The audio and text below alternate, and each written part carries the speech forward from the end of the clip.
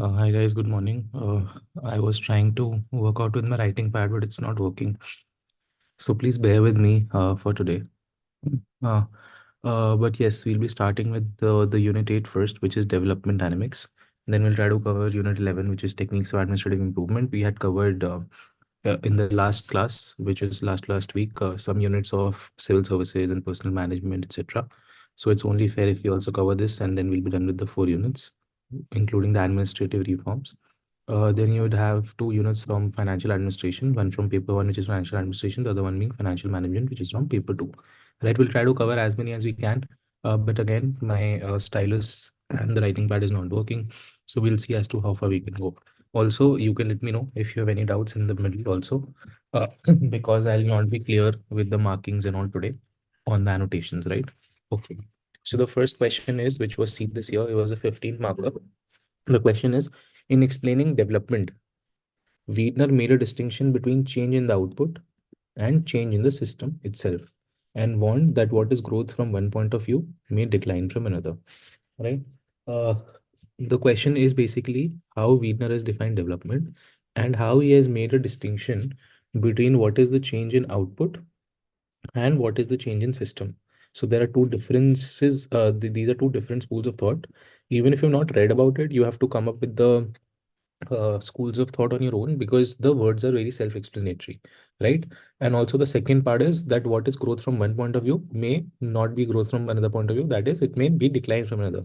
And the very classic example for this is all the ethical dilemmas that you see. So, for example, you have uh, growth versus sustainability issues, right? Yes, I'm not able to write, so please listen to what I'm speaking. Okay. Yeah, so growth versus sustainability. So that's one example. So you have to come out with 2, 3 such examples here and tell us as to what would be sort of an all-encompassing or inclusive growth, and then what is the change in the system and change in the output. Okay, fair enough. Uh, Standard introduction, body conclusion format, introduction about development administration, explaining the thesis statement. Thesis statement are two in number. One is change in output and change in system, and the second is growth from one point of view, maybe decline from another, and then conclusion. Starting out with Wiener's definition. So Edward Wiener defined development administration as an action-oriented, goal-oriented administrative system. Development administration, he says, is concerned with the process of guiding an organization towards the achievement of progressive political, economic, and social objectives that are authoritatively determined in one manner or another. Even if you don't remember this, it's fine. But this is one very standard definition: action orientation, goal orientation, and I think there's one more dimension, which is change, right? So if that could also be included, action oriented, goal oriented, or change or something. Right? Fair enough. Then we'll give you the brief background of what is development administration, and then we'll talk about the two concepts, which is output and system. Okay. In spite of intensive activity in development administration, there is no unanimity among the scholars about the meaning of the term development administration. According to Wiedner, one group of scholars has equated development with growth. This is what we're trying to say, that we have equated development with growth, whereas the second has equated with system change. So this is also your establishment of what is output, which is growth, and what is the second part, which is the system itself. A third group of scholars is clubbed it with goal orientation, especially modernity or nation building and socio-economic progress.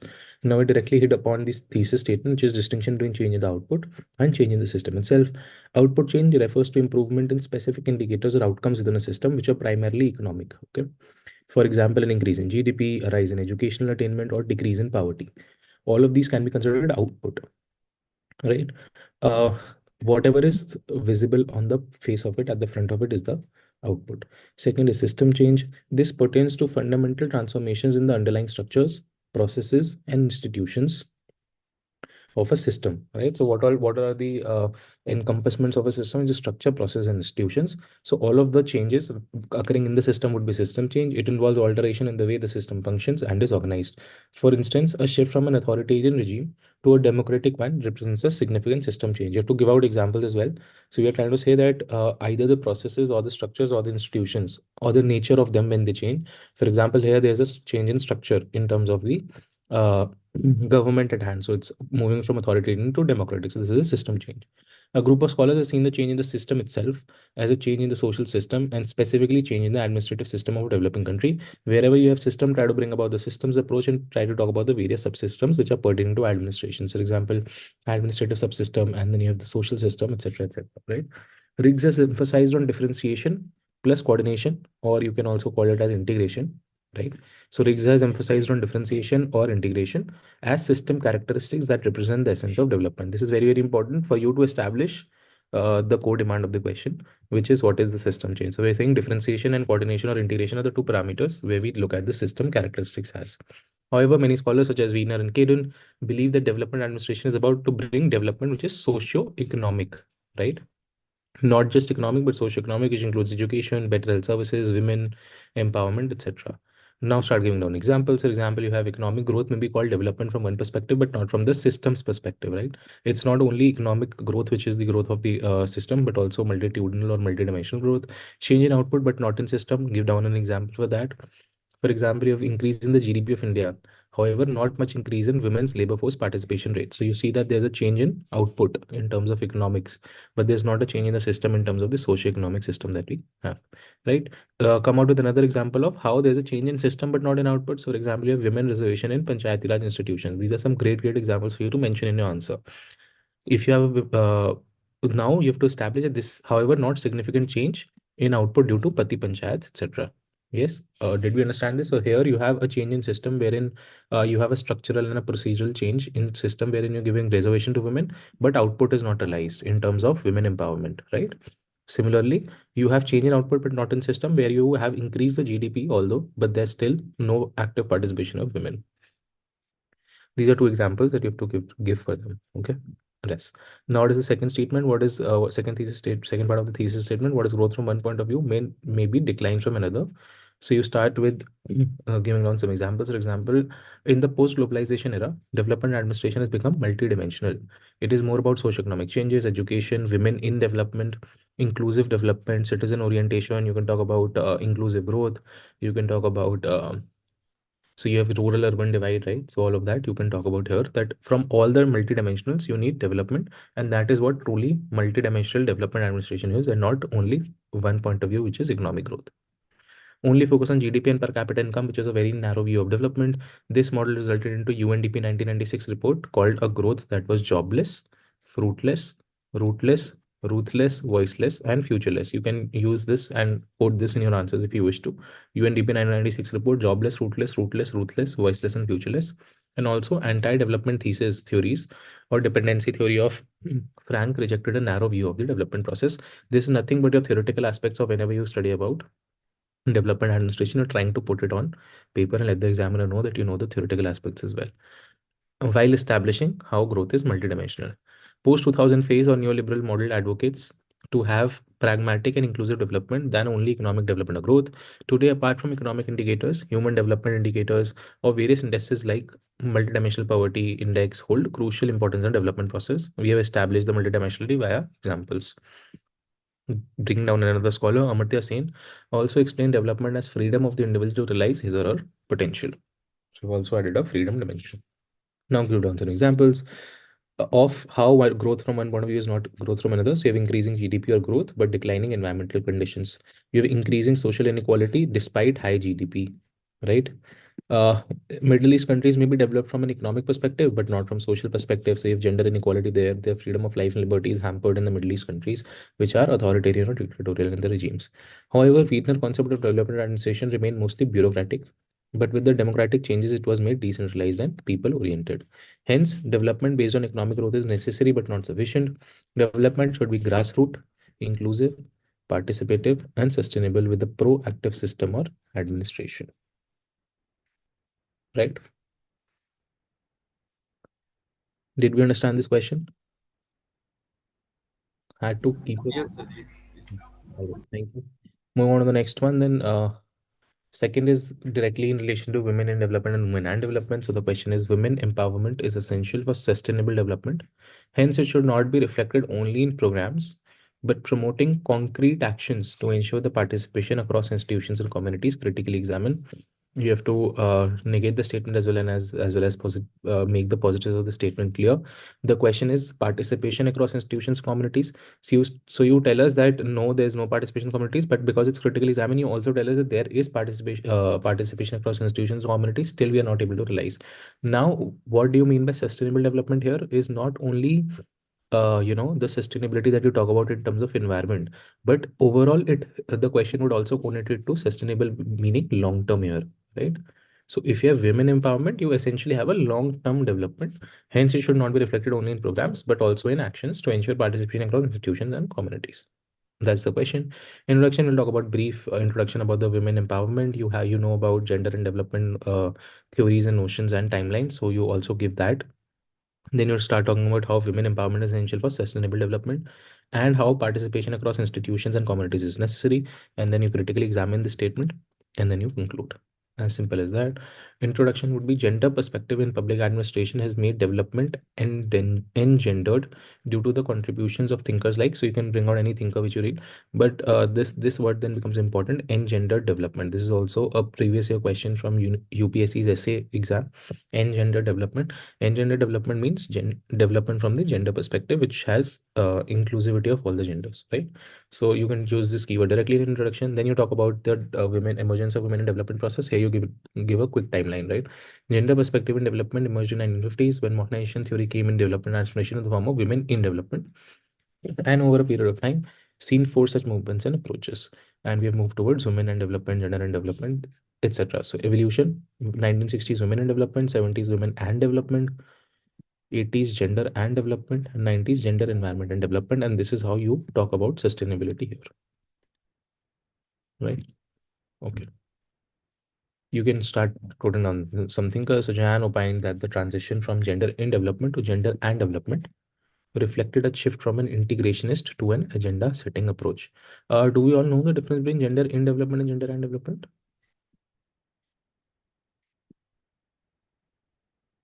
Sir, please explain.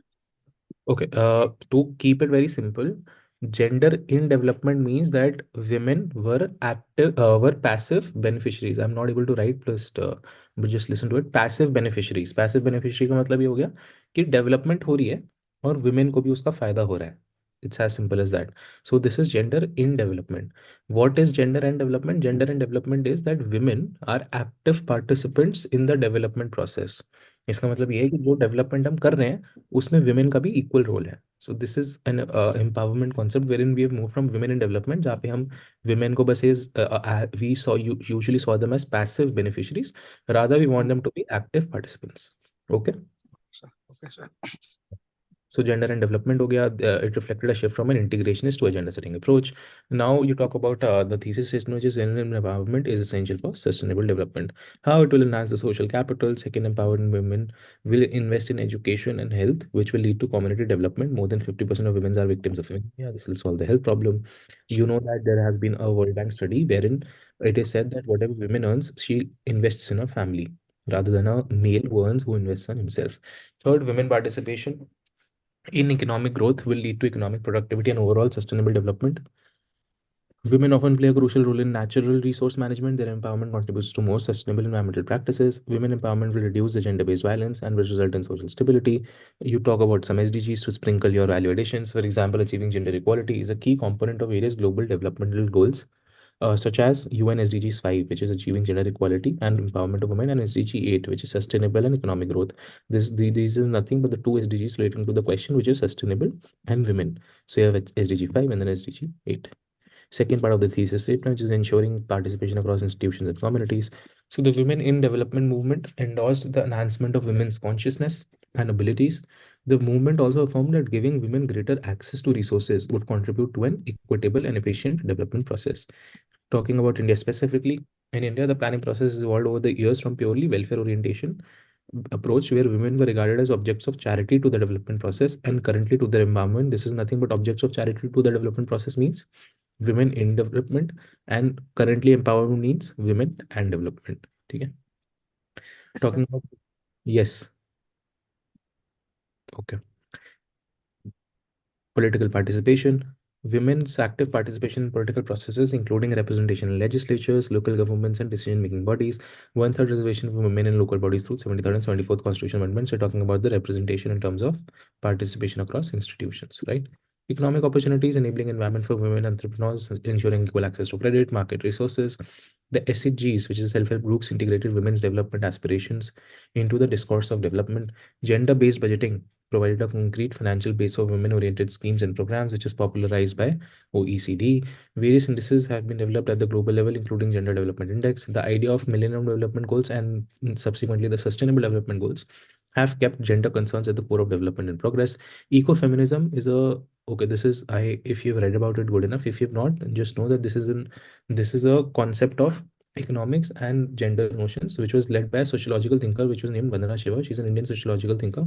The concept is too vast, but important for sociology and not for our subject. So you can just use this as a sprinkler. Ecofeminism concept led by Vandana Shiva, which further provided impetus to the gender perspective of development. And now critically examine.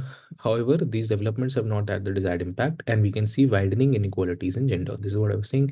We have to negate the statement as well. The socio-psychological aspects impacting women's development have not been fully addressed. You give down some examples. So women is very, very important topic, even for your GS. So you already have a lot of data on it. If not, please prepare. So for example, you have only 102 women members in the parliament. There's 33% women in the workforce. As far as the labor force participation rate is concerned, the education literacy rates for them is only 65 to 70%. You have the phenomenon of Pati Panchayat, and you can write down a lot of others with the help of gender inequality index, etc., etc. Okay, because you have Can we quote that 80% of the employment opportunities are also in the informal sector also? but that's not women specific, right? 80% of the employment opportunities are in the formal sector. For women mainly, especially for women, 80% of the employment are in the informal sector also. No, I think that's a overall fact, na? मतलब India में ही 80% unemployment 80% employment is in the informal sector, no? Is that not the case? I don't know. When we read the facts about skilling, I think 80 to 90% are the informal labor force. But if it's specific to women, you can write it. Yes, Okay. Otherwise, you can also write down the agricultural facts related to women. बहुत सारे हैं यार. कुछ भी लिख दो, you know. That's also fine. You can write. Way forward leadership development in women with mentorship program. Because why do you need to now write the way forward? Because you've already given the negative connotation. So to end it positively, you have to give down some what to do. So you have mentorship programs, leadership training, pathways, etc., etc., decision making role, sensitivity training, etc.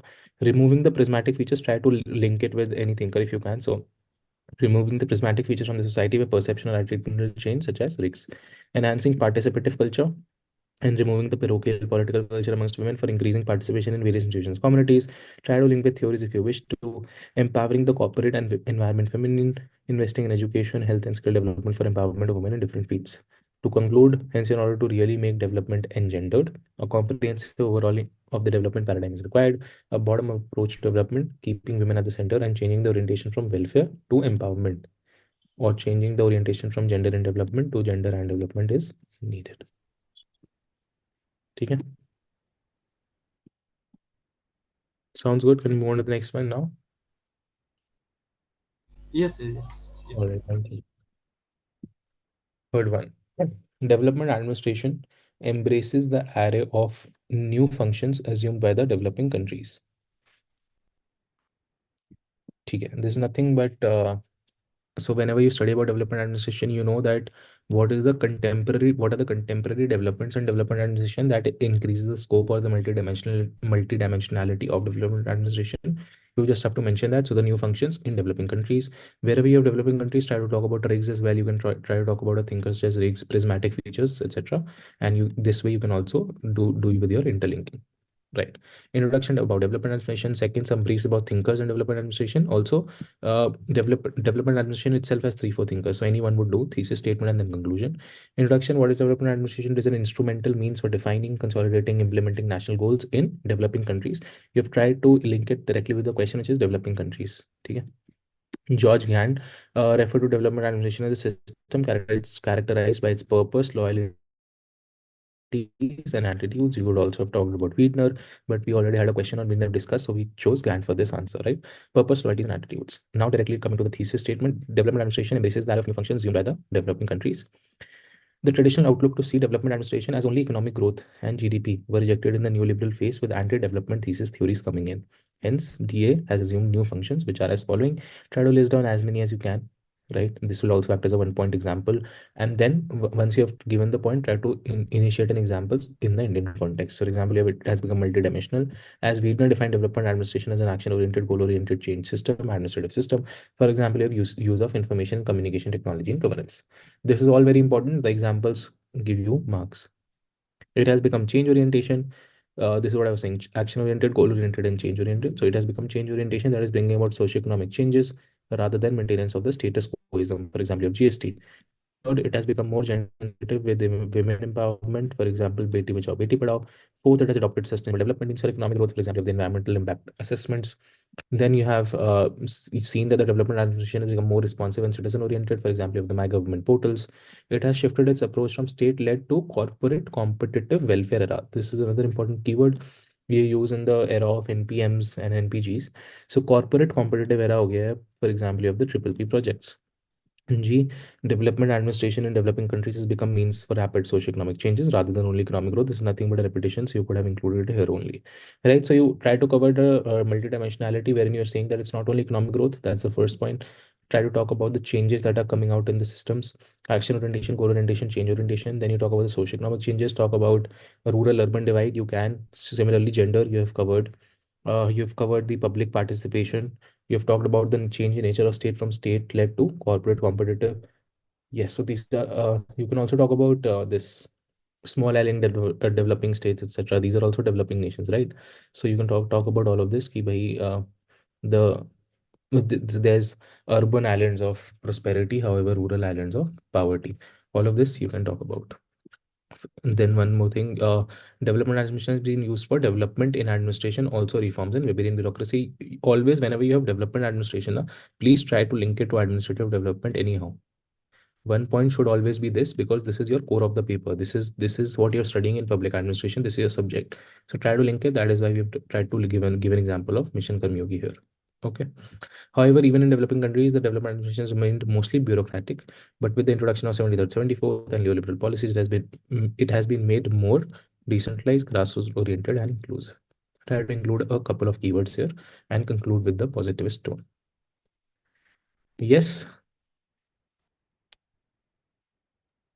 Yes, sir. Yes, sir, yes. Done. Next. The results of the Washington Consensus were far from optimal for transitional economies. In this background, discuss the change of direction towards post-Washington Consensus. 20 marker, try to include everything that you know. Okay.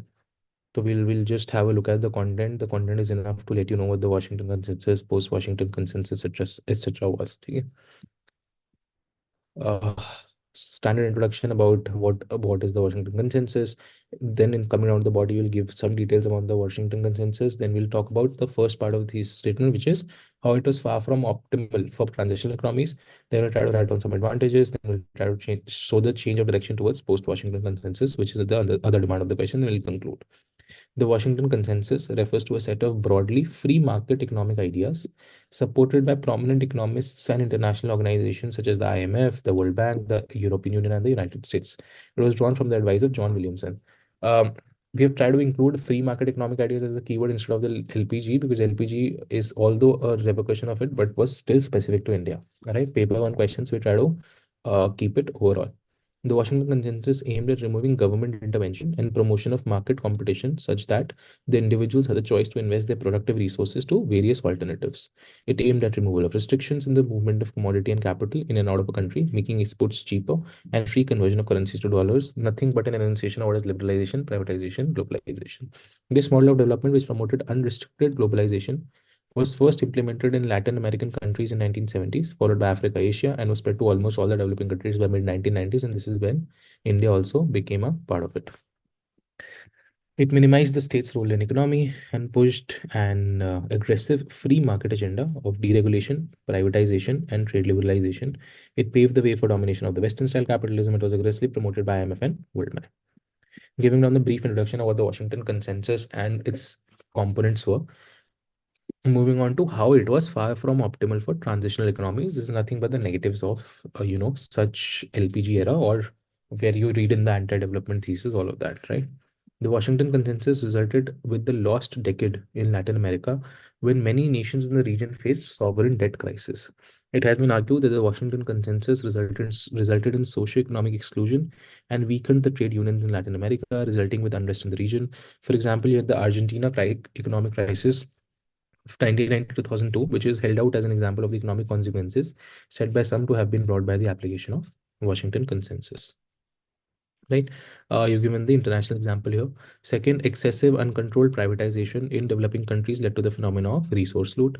Third, loss of economic sovereignty due to the influence of large MNCs in transitional economy. This is also one of the major negatives or criticism of the LPG era, wherein you're saying that you're losing down on your democracy, right? The decisions are being influenced by outside, you're losing down on your sovereignty, which is a very important component of a democracy. So you've lost your economic sovereignty due to the influence of large MNCs and transitional economies.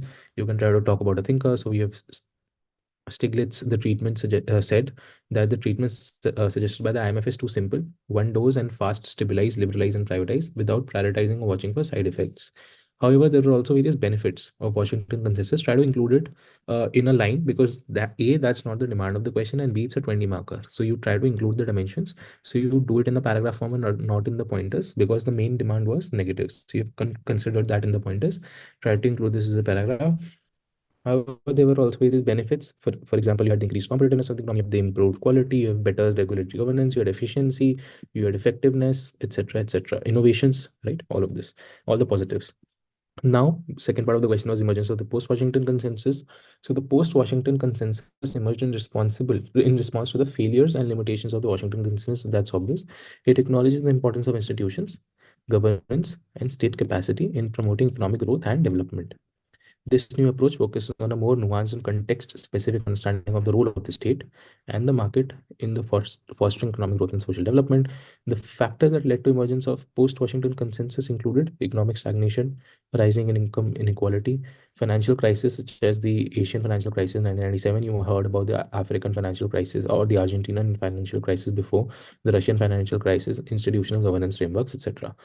Now, what was the changes, or what were the components of the post Washington consensus? Here, you had a more balanced view of the market and the state roles. For example, from the NPM state to bringing back the state. Here, there was a rolling away of the state. Now you have the bringing back the state. Second, you have a balancing of globalization. Third, you have institutional governance reforms. For example, reforming the public administration, transparency, accountability, inclusivity in the political system, etc. The regulations have become stronger. You can also talk about how you've moved away from regulation to facilitation in the new market era, right? So you can talk about that also. So financial sector regulation, enhance resilience of financial system, promote financial inclusion. Then you have an inclusive neoliberal approach, right? For example, in 1990s, you had privatization in India. In 2020s, now you have strategic disinvestment. Conclusion, you can consider this as post-Washington. So conclusion, the post-Washington consensus represents a shift in developmental thinking, recognizing the importance of institutions, governance, and state capacity.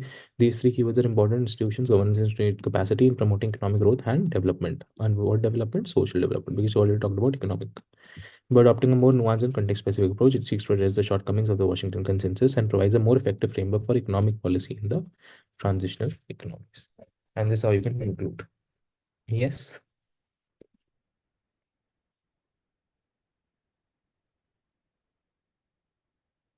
Can you move on to the Yes, next sir. one? Hanji. Yes, sir. Yes, sir. Okay, thank you. Uh, Fifth question is again, you would see every alternate, every couple, once in a couple of years, you'd see a question on gender. So you have gender equality and women's rights have laid a strong foundation of development, nothing but women in development, women and development, gender and gender environment and development. Again, a similar question, but just a 10 markers, you have to consolidate it quickly. Starting with the introduction, you talk about how gender perspective in public administration has made development engendered due to the contributions of thinkers like Camilla Stevens, something which you have already discussed. You can bring out any other thinker as well. Talk about engenderment. Okay. Emergence of development, women in development process, nothing but the same. So gender perspective in development emerged in 1950s when modernization theory came in development administration in the form of women in development, and over a period of time, seen four such movements and approaches. Evolution 1960s, women in development; 1970s, women and development; 1980s, gender and development; 1990s, gender, environment and development. You know about women in development, you know about women and development.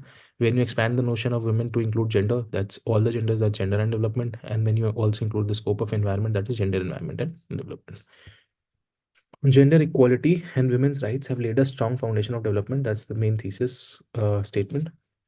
How is that done that? So now you try to link out the gender equality and women's rights to all forms of development. What all forms? Human development, economic development, political development, social development, attitudinal development. Also try to include administrative development. I don't think that I've included it in the model answer, but you can. So administrative development is also include can be one dimension. Okay. Human development more focus on education, health because of awareness of rights by the state. For example, Beti Bachao Beti Padhao, Pradhan Mantri Ujjwala Yojana. Second, economic development. You have creation of self-help groups promoting economic participation in the development process. Third, environmental development through feminism. We've talked about eco-feminism concept led by Vandana Shiva. You had Chipko Andolan, right? Political stability and development. Women in decision-making roles contribute to stable and effective governance. Nordic countries talk about 33% reservation. Social and attitudinal development through women rights, for example, campaigns like No Talent, No Bride. Gender equality and women rights have laid strong foundation on legal reforms, for example, the Maternity Benefit Act. Try to include as many dimensions. Then you can talk about the administrative reforms, etc., etc. Okay. Although it has laid strong foundation of development, but still in the development process, share of women is marginal. Such as in India, political representation of women is only 15 to 40, 14 to 15%. 50% women are the victims of anemia, etc. Hence, more participation of women in development processes through integration and sensitization is needed. Conclusion, as you and be pointed out, it is realized that if development is not engendered, it is endangered. Please try to learn this quote or the statement, and you can cut copy it anywhere. UNDP pointed out it is realized that development is not engendered, it is endangered. Okay. Short, crisp, sweet, or try to include the multidimensionality. I don't think there's a better answer than this that you can go for, right? Yes, sir. None. It's widely agreed that the government ought to provide the goods that the market fails to provide or does not provide efficiently. Argue nothing but a very common state versus market debate. Try to write down the positives for the state and the government. Try to write down the negatives for the state and the government. Try to bring out a balance. What would be in the form of triple P's? Conclude with five P's: public, private, panchayat, people, partnership. Right.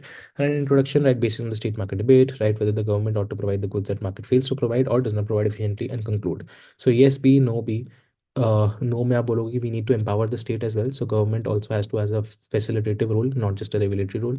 And yes, where places where the market absolutely fails, government has to come in because market only looks at its profits, efficiency, etc. Whereas the government also has to take care of the welfare and the equity aspects. Four is economy, efficiency, effectiveness, equity. So economy efficiency is taken care of by the private sector. Effectiveness and equity can be taken care of the government sector. All of this. You have to try to maintain a good balance.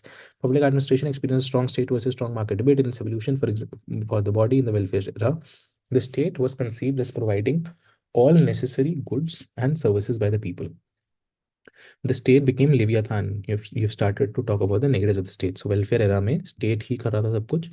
Then it started to become Leviathan and followed by then and then it followed the people from cradle to grave because state was such an important part that it had a role in people's life once they were born, that is from cradle to once they died, which is still the grave. So from cradle to grave the role of the state was evident, and that is why it became Leviathan, because of the monopoly. However, the state could not efficiently provide services to the people with required quality. Also, bureaucratic monopoly over services led to corruption and wastage. In this backdrop, a new thinking emerged, which was the new liberal philosophy and the public choice approach and the liberalization, privatization, corporation concept, etc. Now, this concept advocated the market led service delivery to bring about efficiency, economy, and effectiveness. This thinking involved the state should play only regulatory role and let the market deliver goods and services to the people. This approach crystallized in the form of new NPM movement. However, due to the threats of market failure, and now you talk about the negatives of market, through the threats of market failure, anti-competitive practices, and exclusion, it is held that the state should provide services where the market does not provide or fail to provide efficiently. This is how you establish the context to the question, which is bringing back the state. ठीक है, we also discussed the post Washington analysis, उसमें भी यही था. So this is a similar concept, but it is not necessary that the state should, under every time the market fails or does not provide services. In some sectors where the market fails to deliver, for instance, your transportation, water, health, etc., the state should intervene, which are very very necessary. So this is what we're saying, absolutely necessary sectors such as water, health, transportation, the state should intervene. For instance, in the aftermath of global economic crisis, the USA government entered the market to correct the situation. There are many schemes and programs in India which are focused upon poor and vulnerable sections who are not served by the market. But sometimes when market fails, state should address the causes of the failure. This is what I was saying. So you also move towards the facilitation, that it's not only you filling in the vacuum, but you also empowering them enough so that it's not repeated and they do it quickly and efficiently. It is not necessary that the state should enter, but the state should address the causes and take corrective actions. In the triple P ecosystem that has become the new collaborative model between market and state, it is not possible to find out who has failed. ठीक है. Only a 10 marker, so you've argued enough. Also try to come up with the balance of the positives of both and talk about how triple P is nothing but a synergy of the positives of both. And now we have to move from triple P to 5P, 5P being public, private, people, panchayat, partnership. Conclusion: the state should play the role of regulating the market and let the market play a bigger role. In today's world, both strong market and strong state are required for service delivery efficiency. The entry of state should be based upon contextuality and facilitation. Right? समझ आया?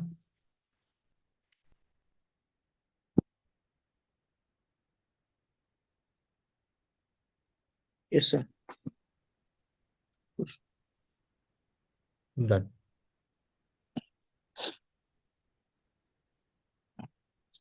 Seventh. I think this is the last question. Yes, for Yes, this. sir.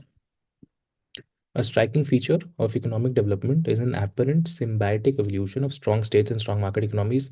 Nothing but a previous something what we discussed previously. The tone of the question in the previous was where we explain as to what are the differences and what was the evolution. Here we're talking about the strong states and the strong market economies. We're trying to bring out the positives of both, right? So this is a striking feature of economic development, is an apparent symbiotic evolution of strong state and strong market economies analyzed.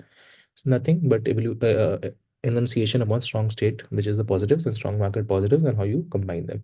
15 marker, 2021 question, introduction, public administration experience strong state and strong market debate in its evolution. Now you start giving a brief background with the evolution of the state and its changing role and functions. The debate, state versus market, has come to the forefront. Essentially, it is a for against argument among both scholars and public officials. There are strong disagreements regarding the relative importance of the state and the market in economic development, and they are central to the conflict between the developed and the less developed countries. During the 1950s, the state was dominant, while beginning 1970s, 80s, the market became dominant, which resulted in the state versus market debate. Therefore, since 2000 onwards, you have the discourse has been become state and market. So you don't have state versus market versus, now it is state and market, where you're synergizing the positives of both. It means both are learning from each other and work complementary to address the limitations of state as well as market. So 1950 strong state, 1970s 80s strong market, 2000 strong state plus strong market, nothing but what we have already discussed here. So all of this is now put in a diagram according to the context of the question. So you cover it quickly. Now main thing is analyze. Now you have to analyze the strong state and strong market symbiotic evolution. We're done with this quickly. However, in the previous question, we had to explain everything because that was the question itself, right? ठीक है. Symbiotic evolution of strong states and strong market economies. First, strong states provide a conducive environment such as regulatory frameworks, legal systems, infrastructure development for market economies to flourish, while strong market economies drive innovation, competition, and efficiency. Strong state ke फायदे, strong market के quick फायदे. During an economic crisis, strong state intervention is necessary through fiscal and monetary means to provide support to the market as well as citizens. Strong state and strong market enables efficient service delivery mechanisms, for example, to the triple Ps. Strong state, being a welfare state or Leviathan state, ensures investment in skill development, not Leviathan. Strong state, being a welfare state, ensures investment in skill development and social capital, which creates a skilled workforce. Strong market economies, on the other hand, thrive on skilled and efficient workforce. So this is why we are saying it's a symbiotic evolution or symbiotic cooperation. See, apparent symbiotic evolution, right? How because skill चाहिए market economy को, skill provide कर रहा है state, तो दोनों एक दूसरे को कॉम्प्लीमेंट कर रहे हैं. Strong state ensures good government and stability, which helps market economies to grow. For example, you can quote the Nordic countries. Strong state plays the role of a facilitator and also to provide support to strong market economies. For example, you have production-linked incentive schemes, incentives, etc. Politan Bokar, through study, concluded with certain preconditions like stability, rule of law and order, strong market economies or NPM.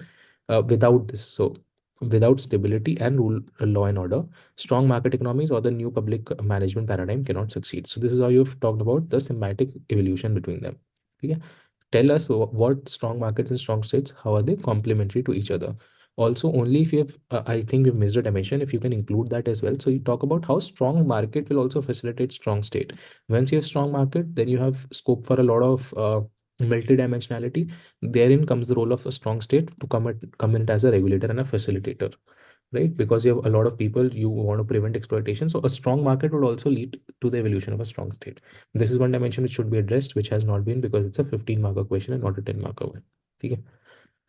Analysis, state has publicness while the market is profit orientation. मैंने analysis में आपको दोनों का positive बता के balance करके conclude कर देना है। तो यही है, state has publicness while the market is profit orientation, but PSUs although our state entities have profit motive also along with the concerns of competitiveness. The state is a service institution but cannot provide all the services to people alone, and hence it has used the privatized partners like in triple P. The triple P has become the manifestation of state and market complementarity and reciprocal relations. Market requires proper regulation and level playing field, that is why state is needed for regulation। ये जो मैंने आपको ऊपर बोला था, ठीक है।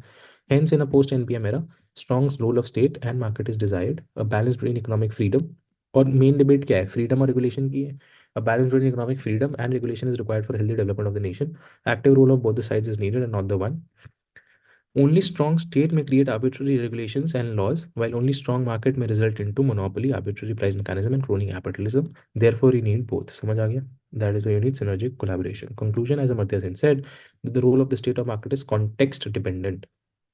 Hence, there cannot be a watertight compartmentalization between the two. Both should work together to promote human flourishing for all. Human flourishing for all is nothing but the goal of public administration as per the third Minobrew conference definition. Okay? So please try to include that. Two keywords in the conclusion, you get a 1 mark extra. Context dependent as per Amartya Sen, and second, no watertight compartmentalization. Both should be working for promoting the human flourishing for all. ये keyword, ये जो है ना, human flourishing for all, you can use it anywhere, so please try to use once at least in paper 1 and once at least in paper 2 for the conclusion. This will get you half a mark extra directly. Yes. Okay, sir. Any doubts with this unit? No, sir. No doubt. Yes, Satya, any doubts?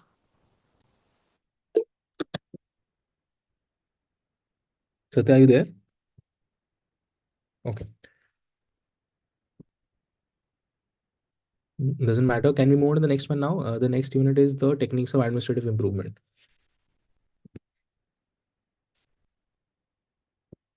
Yes, sir. Done. ठीक है। Techniques of administrative improvement are very easy unit, so I don't think there's much that we need to discuss. But जितना भी previous year questions में आया हुआ, we can have a look and be done with it. ठीक है? Okay. First question, just seen in 2023, only a 10 marker.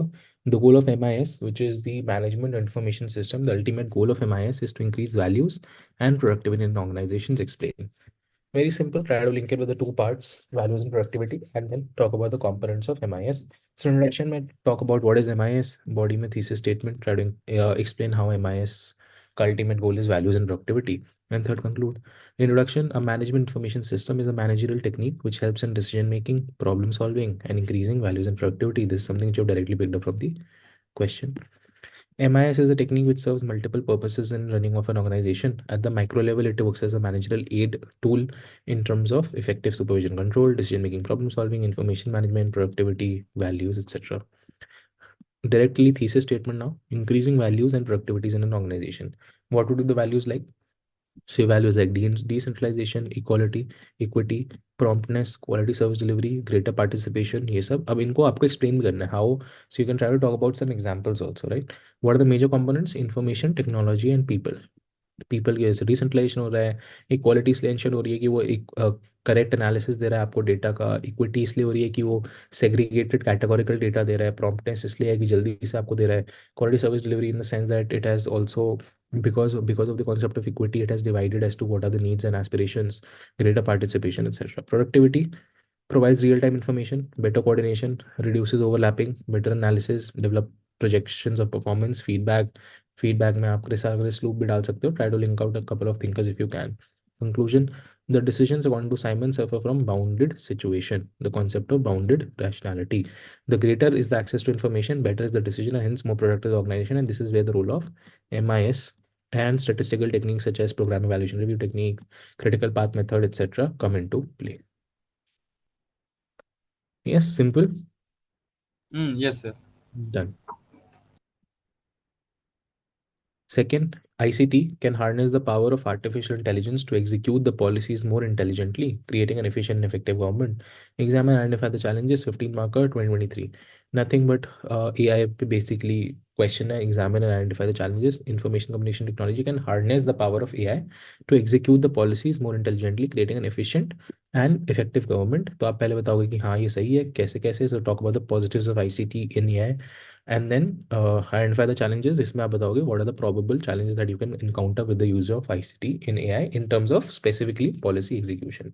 As simple as that. Introduction, ICT in governance, body, thesis statement, significance of ICT, challenges is the second part of the thesis statement, way forward and conclusion.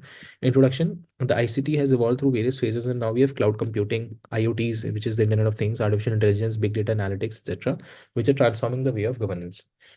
Basics क्या है? ICT has gone from one generation to another generation and helps the society to evolve from third industrial revolution to the fourth industrial revolution. Try to include such keywords GS3 say when we study. Right? ICT helps in connecting the dots between different stakeholders to ensure efficiency and effectiveness in the governance process. Efficiency and effectiveness. ठीक है. E governance पहले क्या था? कुछ बहुत कम था. E governance आज में क्या क्या है? अब you included big data, you try to include AI. AI का एग्जांपल दे सकते हो, ChatGPT etcetera. Now, main thesis statement, significance in executing policies and making government more effective and efficient. It has transformed the way e-governance is conceptualized and implemented. Instead of standalone ICT interventions, the emphasis on artificial intelligence and blockchain-led governance processes there. You have speed here and more efficient delivery of public services. For example, the direct benefit transfer has the potential to save time, money, minimize the distances between the government and the beneficiaries, etc., and in a way improves efficiency. Also, try to whatever positives you're trying to do, उसको link करो कि या तो efficiency को बढ़ा रहा है effectiveness, क्योंकि वो क्वेश्चन में डायरेक्टली पूछा हुआ है ना. ठीक है. Second, improve quality of services delivered. For example, you have UPI platform that has transformed the way payment system is operated in the country, and the government is able to deliver quality services, which is efficiency. ICT facilitates e-governance. E-governance results into smart governance becoming smart, simple, smart, which is smart की full form, simple, moral, accountable, responsible, and transparent. Smart governance. Fourth, exchange of information with citizens, businesses, and the government departments. Try to talk about the different stakeholders. Try to bring in the concept of NPG, new public governance, network governance, etc. Improving the internal efficiency, reducing cost, reduction of wastage, restructuring administrative processes. Try to give down some examples. Restructuring administrative processes, mission कर्मी होगी, पूरा digitization है ये सब. Digital India का mission भी you can talk about. What are the challenges? This is the main important analysis that the examiner is looking for. There's a problem, digital divide. Those who have access to new technologies are at an advantage over those who don't, such as don't have as such access, which further deepens the gap between the rich and the poor. Second, the problem of infrastructure, speed, connectivity, digital scale. Even in 2023, the average speed of the internet is only 2 kbps across the country. Awareness is the third problem. Government has to take full responsibility for spreading the information and teach the skills to common people. Fourth, with the coming in of technology, you have the increasing cybercrimes, you have data thefts, transactional frauds, etc., which pose another challenge for governance. Fifth, it may lead to re-centralization of power. It's इसकी जो है ना re-centralization word होता है, which is the public administration word. So you say that it has led to re-centralization of power. Basically, do you all know what re-centralization of power is?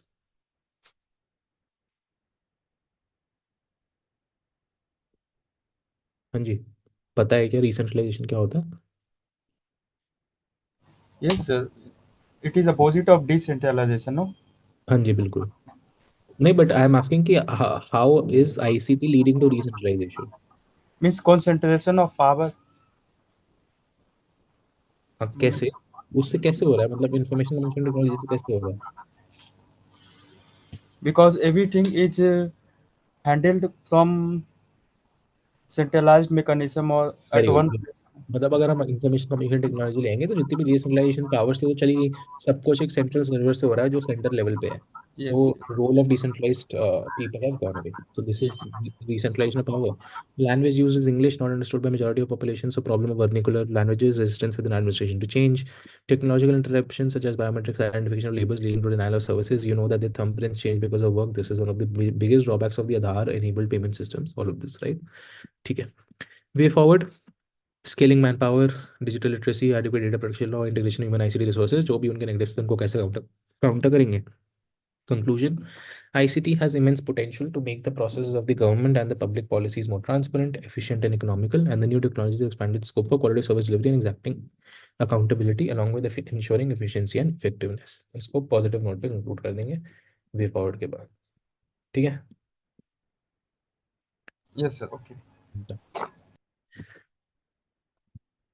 Third question, MIS has evolved and gone far beyond its traditional advantages due to technological advancements. Comment, very simple. पहले क्या था अब क्या है और अब क्या क्या फायदे हैं, simple. Define MIS, thesis statement, comment some critical points, conclusion. Introduction में management information system is a managerial technique which helps in decision making, problem solving, overcoming traditional problems. यहाँ पे हमने लास्ट क्वेश्चन में क्वेश्चन के हिसाब से डाला था, इस क्वेश्चन में भी क्वेश्चन के हिसाब से डाल दिया. Decision making, problem solving and overcoming the traditional problems of administration. MIS is a technique which serves multiple purposes in running of an organization. At the micro level, it works as a managerial lead in terms of effective supervision, control, decision making, problem solving. Major components, information technology and people. ये सब कुछ same करके अब हम सीधा question पे आएंगे. Beyond the traditional branches कैसे. Traditionally, MIS was primarily concerned with data processing and generating reports for decision making. However, technological advancements have revolutionized MIS, transforming them into powerful tools that offer numerous advantages beyond their original scope. Original scope क्या था, data processing और generating reports. अब क्या क्या है.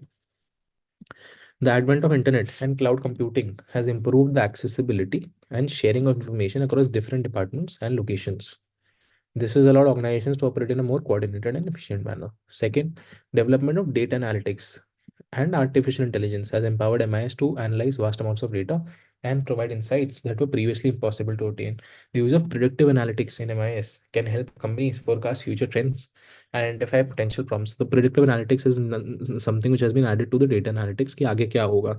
So it can help companies forecast future trends and identify potential problems, allowing them to take proactive measures to mitigate the risks. Integration of social media and mobile technology into the management information systems has opened up new channels of communication and interaction between organizations and their stakeholders. This has not only made it easier for businesses to engage with the customers and receive feedback, but also facilitated real-time monitoring of public sentiments and trends. For example, the government can use social media analytics to gauge public opinion on policy issues and make necessary adjustments accordingly. A very good example of how you can use customer engagement or people engagement for government policies. Okay. Increasing use of digital tools like blockchain, IoT, cybersecurity measures has further expanded the scope. These technologies have introduced new dimensions to data management, such as enhanced security, transparency. For instance, blockchain technology can be used in land registration systems for ensuring the integrity of records because it's used for record management, right?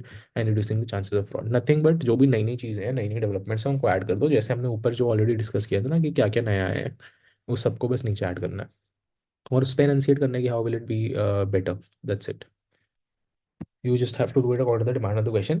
बाकी this chapter has nothing much, so try to include CPM and PERT जो दो keywords हैं हर question में. Try to include that and use give its advantages as well. Conclusion: the rapid advancements in technology have significantly transformed the management information system, making it an indispensable tool for the modern organizations. This is also important.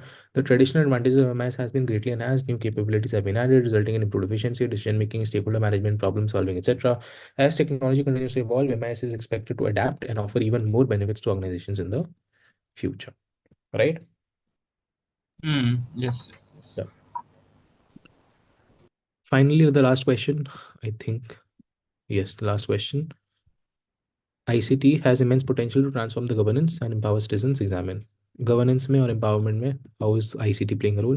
Very simple questions, nothing specific. So introduction, talk about what is ICT and link it to governance. Try to talk about the basics of ICT. Try to link about the link it with thesis statement, which is how will it transform governance and how will it empower citizens. अब कुछ नहीं है, 15 marker है तो कुछ तो करेंगे. तो try to talk about the challenges and then give the solutions. As simple as that, and then conclude.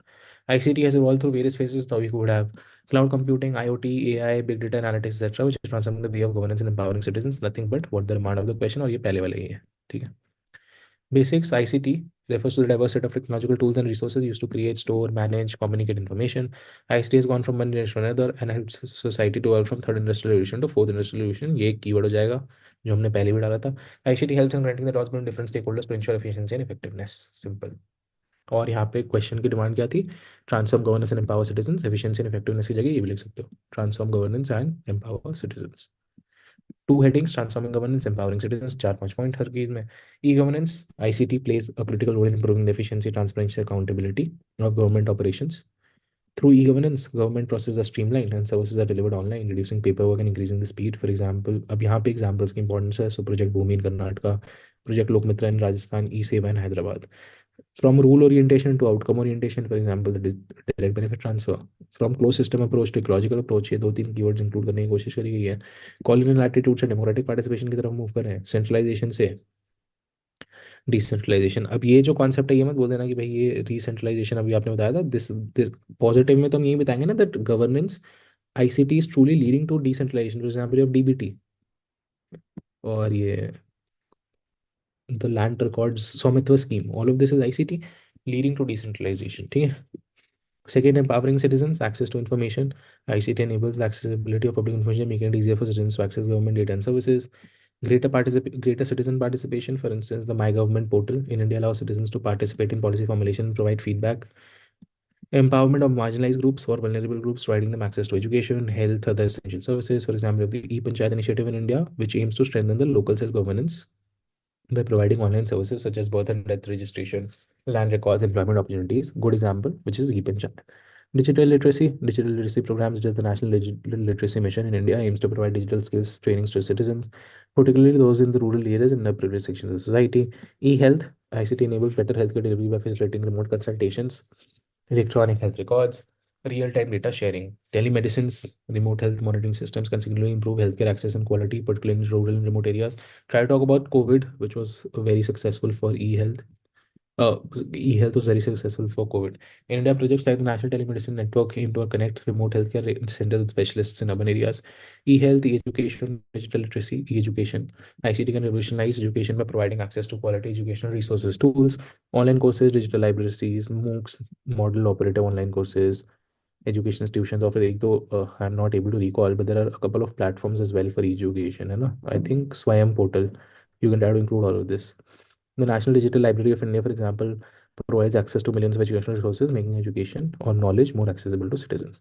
Examine वाला पार्ट था तो चैलेंजेस की बात करेंगे. Although ICT has the potential to transform government and empower citizens, it does not work as a panacea but creates the problems challenges including the digital divide, जो हमने ऊपर सारी बातें करी थी, digital divide, security challenges, cyber security, challenge of data theft, फिर decentralization की भी बात करी थी, which needs to be addressed and to bring optimum advantage of ICT.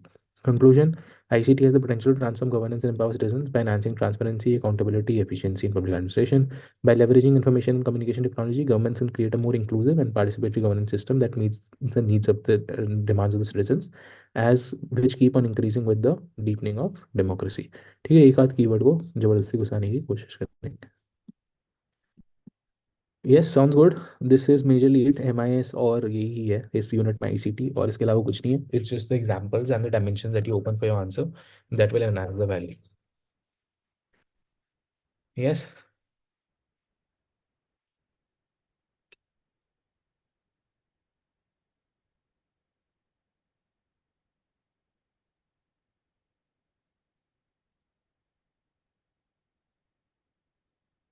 Yes, guys, is that okay?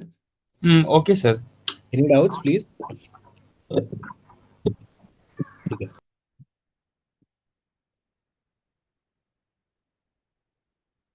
ठीक है, I think it's been only an hour, तो I think we can do one more unit और फिर unit 9 paper 2 कल कर लेंगे. This ये थोड़ा जल्दी हो गया क्योंकि इसमें कुछ था नहीं पिछले वाला को, we give due time. Unit 12, let's see how many questions are there and then be done with this. It's a big one I think. ये सिर्फ 8 क्वेश्चंस. ठीक है, तो ये 8 कर लेते हैं and then we can do the financial management in the next class. Is that okay? Otherwise Hmm. Yeah, we can do, sir. Yes. ठीक है डन. ठीक है, financial administration unit 12. Monetary policy and fiscal policy different but both are used to regulate the economic. Discuss, ये तो कुछ भी नहीं है, बेसिक इकोनॉमिक्स क्वेश्चन है जो हम प्रीलिम्स से भी पढ़ते हैं, उससे भी हो जाएगा. तो how is monetary policy and fiscal policy different, however need to work in tandem to ensure the regulation of economy. That's the basic question. 10 marker, इसमें कुछ ज़्यादा हो है भी नहीं. Basic intro. What is difference? What is the similarity and therefore used to regulate the conclusion. The fiscal policy is good. Guys, मेरे को एक टेबल करने रहा है.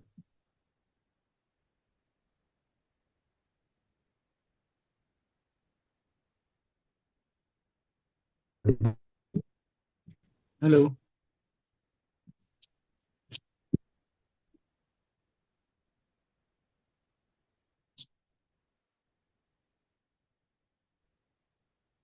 हाँ जी, बात आ रही है. Breaking. Yes, sir.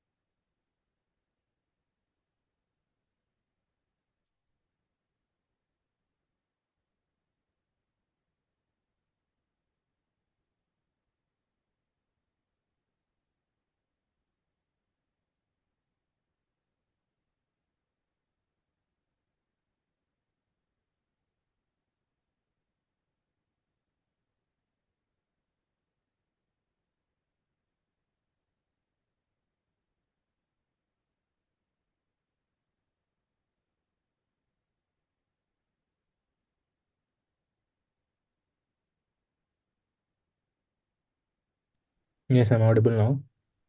Yes, sir. Yeah, I'm sorry. I think there was some problem with the internet. Okay, so I'll restart with the unit 12. Monetary policy and fiscal policy are different, but both are used to regulate the economy. Discuss a very simple question which can be answered from a basic economic understanding of the economics as a subject. Monetary policy fiscal policy में क्या difference है, क्या similarity है जिसकी वजह से they are both used in tandem to regulate the economy. उसकी introduction देंगे और conclusion कर देंगे. Introduction: the fiscal policy and monetary policy are considered as two sides of the same coin in the field of financial administration, which helps in resource mobilization, promoting growth and development. This is one word that you can use: two sides of the same coin, which will then define which will then fit in with the tone of the question as well, right? Basics: what is fiscal policy, what is monetary policy? Fiscal policy is defined as the policy under which the government uses the instrument of taxation, public spending, public borrowing to achieve the objectives of economic policy.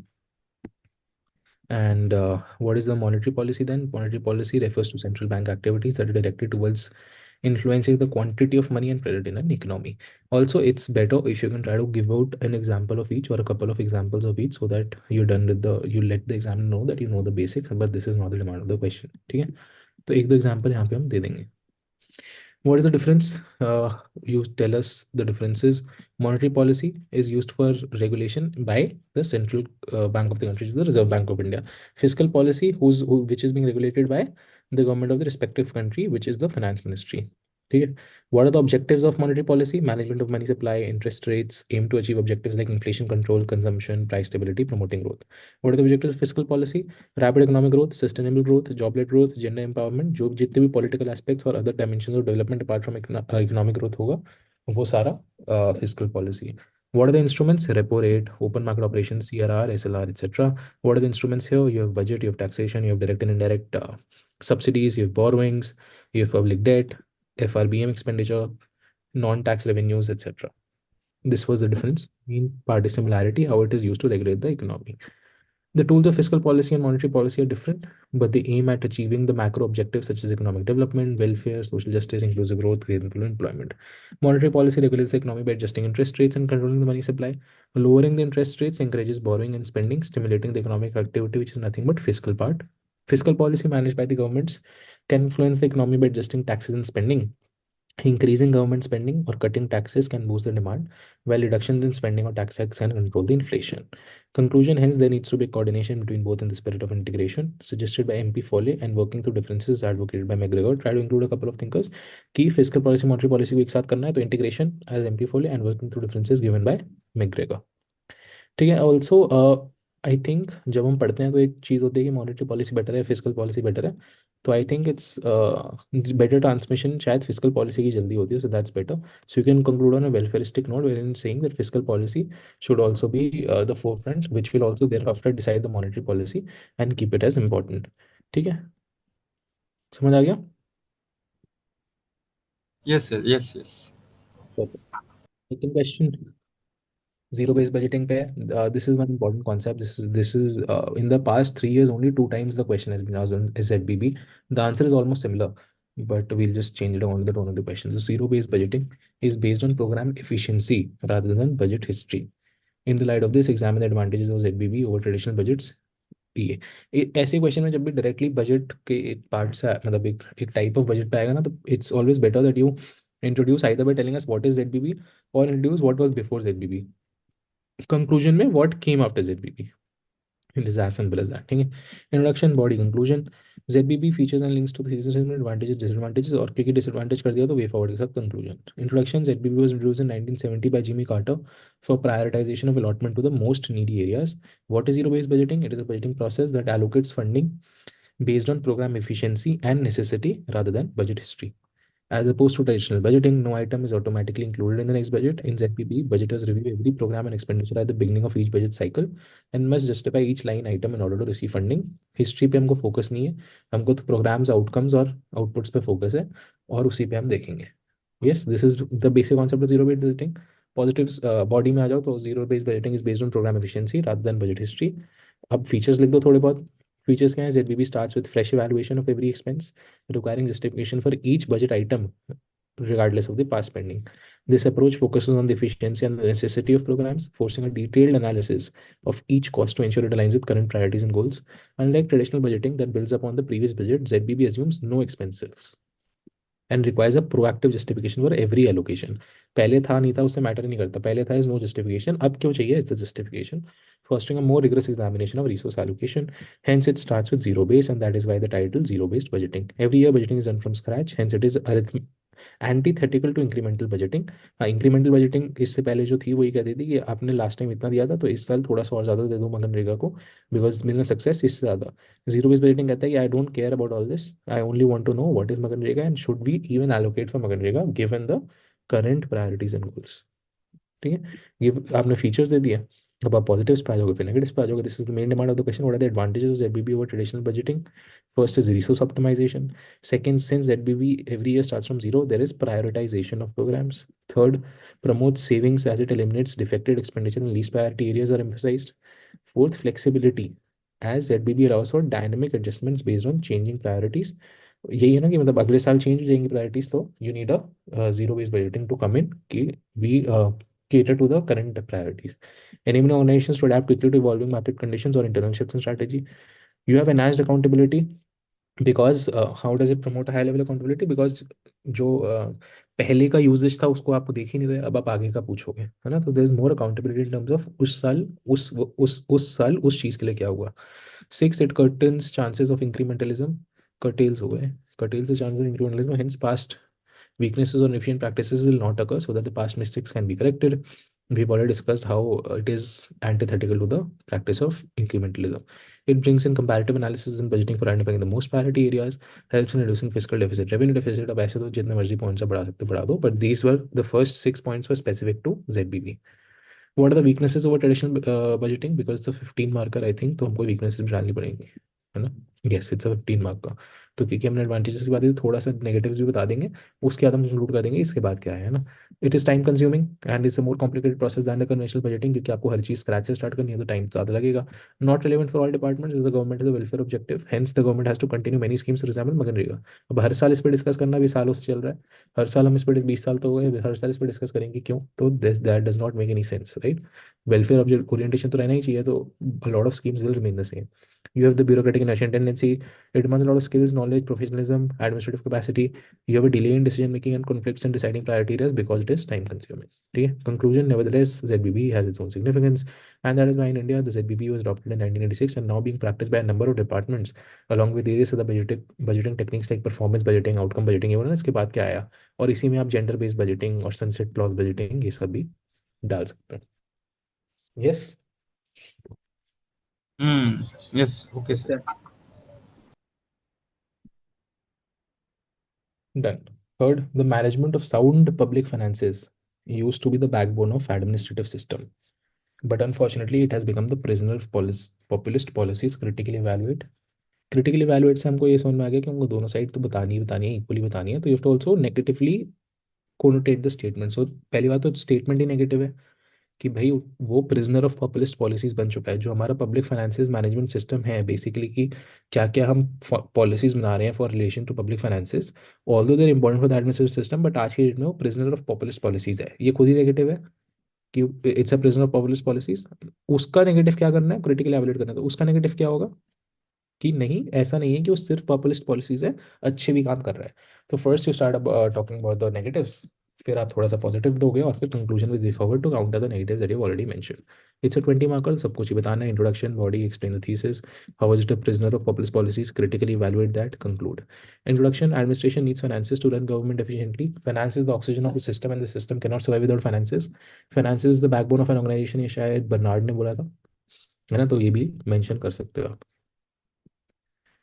That being said, sound public finance is considered with resource mobilization, that how any economic system of state can be run in such a fashion that it is dynamic and has resources for welfare, development, and economic growth। Therefore, the focus of financial administration can be categorized into threefold: budgeting, auditing, and accounting। हमने basically बता दिया कि public finance क्या है। With changes in global environment, sound public finance has now become multi-purpose to accommodate not just resource generation but also include resource mobilization, resource redistribution, right? Do you see how these are good economic keywords to talk about? भाई जो 4E's थे, efficiency, equity, effectiveness, ये सब, तो resource redistribution equity की बात कर सकते हो, resource mobilization, resource generation, please use these three keywords, okay? कि पहले it was only resource generation but now it is resource mobilization and also resource redistribution। How has it become a prisoner of populist policies? The populist policies have resulted into the debates over the freebies and their impact on the fiscal position of the governments. The freebies are inefficient allocation of resources and do not lead to productive expenditure. Freebies are closely associated with the populist culture. India has witnessed the populism during the state elections. Karnataka, HP, Gujarat अब की बात में जो भी अभी states थे उसमें बोल देना where free goods and services were promised. The populism of welfare has been pointed out by the Prime Minister and the Supreme Court recently, as also by RBI and the 15th Finance Commission. The Supreme Court called the offering of freebies a serious problem with potentially damaging consequences of public debt and the exchequer. The RBI has pointed out the financial implications of the freebies. Another challenge of the populism is the reduced expenditure for development interventions. एक तो ये waste हो ही रहा है और दूसरा आप उसकी अपॉर्चुनिटी कॉस्ट की तो बात करो, उसकी जगह हम डेवलपमेंटल इंटरवेंशंस कर सकते थे जो अब नहीं हो पा रही है. For example in Karnataka the cost of exchequer is estimated at 60,000 crore and top of it the recent budget has slashed the outlay for health, education and other developmental sectors. Right. Critical valuation क्या होगी? वही मैंने आपको बोला था कि negative बताओ उसका, तो you also need to give on some importance, not directly the importance of populist policies but how the policies which are populist in nature are also very important because of the welfare orientation. So government freebies can increase public trust and satisfaction with the government as it demonstrates. So they basically reduce the trust deficit, right? Trust deficit को reduce कर रहा है as it demonstrates its responsiveness and accountability to the people. For example, you have a study by the Center for Policy Research, which has found that freebies such as laptops, bicycles, cash transfers had a positive impact on voter turnout, political awareness, and satisfaction within the government in UP and Tamil Nadu. ये एक आध सर्वे है कि भाई इन सब चीज़ों से satisfaction बढ़ रहा है, अवेयरनेस बढ़ रहा है, पॉलिटिकल अवेयरनेस बढ़ रहा है, right. Populist policies can stimulate the economic growth by increasing the productive capacity of the workforce, especially in less developed regions. For example, a recent report by the Niti Aayog has stated that freebies such as bicycles given to schoolgirls in Bihar and West Bengal increase their enrollment and retention rates in schools, right? Reduce the dropout rates, improve their learning outcomes. So, ऐसी freebies which are important. For example, you have laptop here, you have bicycles. All of these are very, very important. Income inequality, income equality. Because of the populist policies, you're moving towards income equality. A report by the RBI analyzed that loan waivers relieve the debt burden and improve the credit worthiness of the district farmers, led to reduction in the suicides, led to improvements in the agriculture sector, productivity बढ़ी, efficiency बढ़ी, right? Social welfare, a study by the World Bank estimated that freebies such as food subsidies under the PDS reduce the poverty rate in India by 7%. Solution or way forward, recommendation of the 15th Finance Commission. A comprehensive framework for public financial management should be developed. ये 15th Finance Commission ने बोला था. Comprehensive framework from public financial management should be developed. An independent fiscal council should be established with powers to assess the records from the center as well as the states. The council have only advisory role, right? You have a very important topic, the feasibility of fiscal council. आप उसको include कर दो कि होना चाहिए with an advisory role. The center as well as the state should not resort to off-budget financing or off-budget borrowings or any other non-transparent means of financing of any expenditure. Both center and state should strive to improve the accuracy and consistency of macroeconomic and fiscal forecasting. State should amend the fiscal responsibility legislations, the FRBM Acts, to ensure consistency with the center's legislation, in particular with the definition of debt. States may form an independent debt management cell to manage the borrowings program efficiently. It recommended a high-powered intergovernmental group to review the FRBM, recommend a new FRBM framework for center as well as states and oversee its implementation. ये आप किसी भी finance के question में डाल सकते हो, तो प्लीज इसको बाय हार्ट लर्न कर लो. The 15th finance commission gives you good amount of keywords. So you have macroeconomic fiscal forecasting, you have talked about the off budget borrowings, you've talked about the fiscal council as well, you've talked about the amenability of the FRBM legislations, coming out with them, right? Independent debt management cell, very important, so please learn them. This will fit in any public management या finance management question, ठीक है. Conclusion, however, the tendency in the governments to use the budget for populistic policies has significantly come down since 1990s and especially since 2003, जो FRBM आ गया था जब, and 2014. Today, the budgeting works on the principle of fiscal consolidation, and even the government not got distracted from its fiscal prudence during the COVID crisis, which shows the importance of fiscal prudence and efficiency. He's trying to say that even during the worst of the times, fiscal prudence was much in debate. You saw the FRBM being amended due to the contingency, but could only be done up to a certain limit and being adhered to.